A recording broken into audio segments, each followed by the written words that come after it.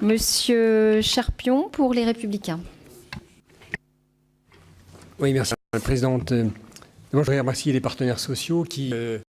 ce matin, par leur présence, nous ont montré combien l'exercice était difficile dans un temps contraint, avec un texte flou. Et finalement, vous avez mis en lumière une concertation totalement inaboutie pour un projet de loi dont le contour lui-même n'est pas défini. Ce qui est un exercice remarquable, et merci de l'avoir fait,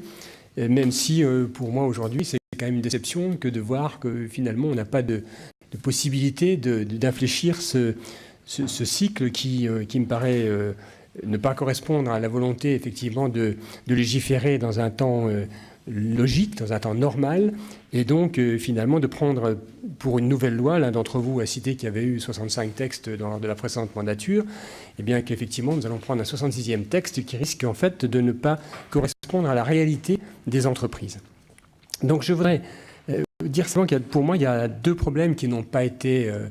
abordés dans votre propos, et j'aimerais en connaître ou la cause ou en avoir une réponse. C'est le problème des seuils. Puisque finalement, on parle de la fusion des IRP, on parle de l'évolution effectivement de l'ensemble du système, mais à aucun moment il n'a été question des seuils. Or, il me semble que le problème des seuils est aussi un problème qui se pose à partir du moment où l'on veut élargir la possibilité à la fois d'un dialogue social qui me paraît nécessaire, qui me paraît essentiel, mais aussi avoir une possibilité de développement de l'entreprise en conservant cette capacité de développement sans avoir de frein systématique par rapport à des seuils qui correspondent aujourd'hui, qui ne correspondent plus à la réalité, je crois, des entreprises. Et puis, bien évidemment, il y a le problème des petites et moyennes entreprises et des moins de 50, et qui m'inquiète parce que dans vos propos, j'ai le sentiment que les moins de 50 ont été un peu écartés, effectivement, des préoccupations qui sont les vôtres, dans la mesure où on n'a pas de réponse, finalement, à ce que la manière dont vous entendez mener le dialogue social et dans les entreprises de moins de 50, en dehors du fait qu'il y a bien évidemment la prééminence de l'accord de branche par rapport à l'accord d'entreprise, même si, enfin on va pas y revenir maintenant, il y a l'importance du dialogue social dans l'entreprise. Alors,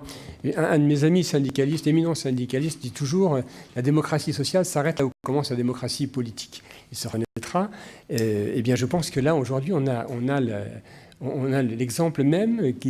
on n'est pas dans ce cadre-là, on n'est pas dans ce cas de figure. On a une démocratie sociale qui est en train de s'exprimer, qui essaye de s'exprimer par rapport à des réunions qui se font directement avec le ministère, et c'est très bien, mais qui ne correspondent pas finalement à ce que l'on peut attendre d'une véritable démocratie sociale. C'est-à-dire qu'on peut considérer que l'article L1 du Code du travail est respecté, on ne peut pas considérer que le dialogue social est aujourd'hui établi de façon claire, stable, entre vous, puisque nous avons ni connaissance du texte, ni connaissance des aboutissements. Voilà, donc je voudrais simplement le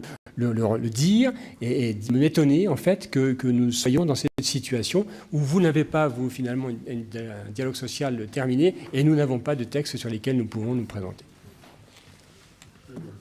Merci, Monsieur Cherpion. Je n'ai pas